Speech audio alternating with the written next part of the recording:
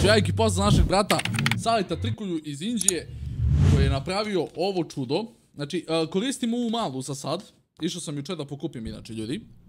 Malu ovu ću da koristim. Čisto da vidite u čemu je fora. Ste spremni? Znači, gledajte se ovo. Skinemo ovaj džao. Evo je katana. Naravno, evo je ga logo.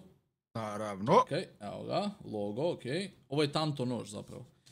Koliko je ovo oštro? Koliko je ovo oštro?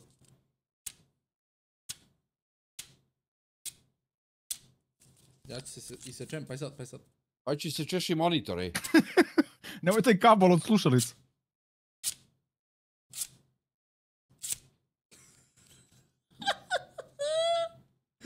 Pazi prste, bre. Ti sečeš prste, budalo. Ovo ubija, brate.